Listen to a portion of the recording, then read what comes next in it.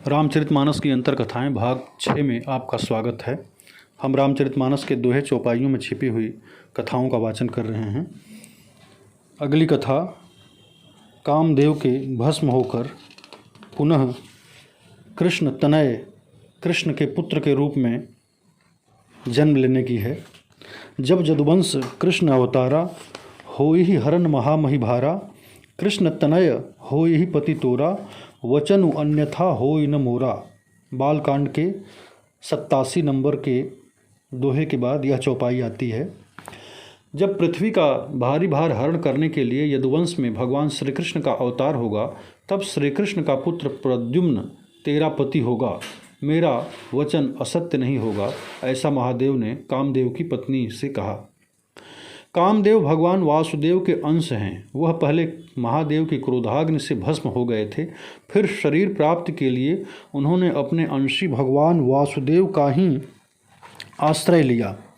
श्री कृष्ण के द्वारा रुक्मिणी के गर्भ से उत्पन्न प्रद्युम्न अभी 10 दिन के भी नहीं हुए थे कि शंबरासुर ने प्रसूति गृह से उनका अपहरण कर लिया और समुद्र में फेंक कर अपने घर लौट गया।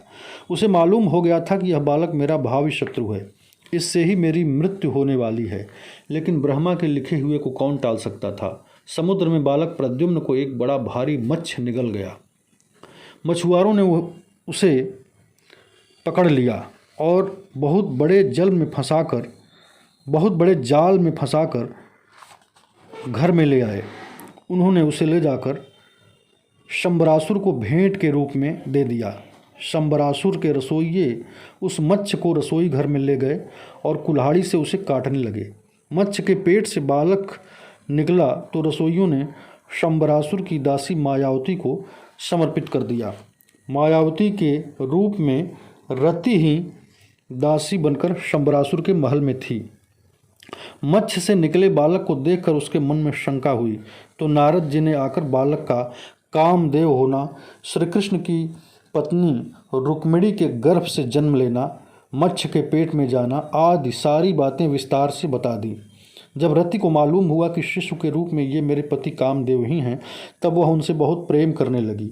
किशोर होने के बाद प्रद्युम्न ने रति से कहा, देवी तुम मेरी माँ के समान हो। मैं देखता हूँ कि तुम माता का भाव छोड़कर कामिनी के समान भाव दिखा रही हो। तब रति ने सारी कथा विस्तार से उन्हें बताई और उन्हें मोहिनी विद्या सिखाई। इस विद्या के प्रभाव से प्रद्युम्न ने शंबरासुर का वध किया।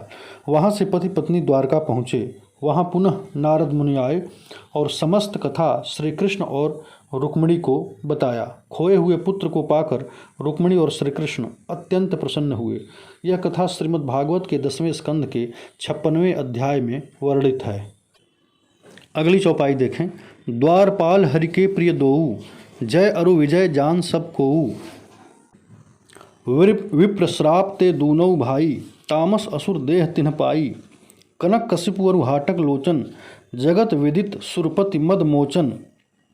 विष्णु के 2 प्रिय द्वारपालों जय और विजय को सब जानते हैं। उन दोनों भाइयों ने विप्रश्राप सनकादिक ऋषि से तामसी असुर शरीर पाया, जो हिरण्यकशिपु और हिरण्याक्ष नाम से इंद्र के अहंकार को छुड़ाने वाले रूप में जगत में प्रसिद्ध हुए। श्रीमद् भागवत के 3 स्कंध में 15वें से 17वें अध्याय में यह कथा विस्तार से है। ब्रह्मा ने देवताओं से यह कथा कही है। हमारे मानसपुत्र सनकादिक अपनी योग माया के बल से एक बार वैकुंठ को गए। 6 ड्योढ़ियाँ लांघ कर जब 7वीं ड्योढ़ी में पहुँचे तो वहाँ द्वार पर 2 द्वारपाल दिखे। सनकादिक ने उनसे कुछ पूछने की आवश्यकता न समझी, क्योंकि उनकी दृष्टि सम है। वे सर्वत्र ब्रह्म को ही देखते हैं। जब वे 7वीं कक्षा के द्वार से भीतर प्रवेश करने लगे तो दोनों द्वारपालों ने इन्हें नग्न और बालक जानकर रोकना चाहा। इससे मुनियों ने क्रुद्ध होकर श्राप दिया कि तुम दोनों रजोगुण तमोगुण से रहित भगवान के चरण कमलों के पास रहने लायक नहीं हो।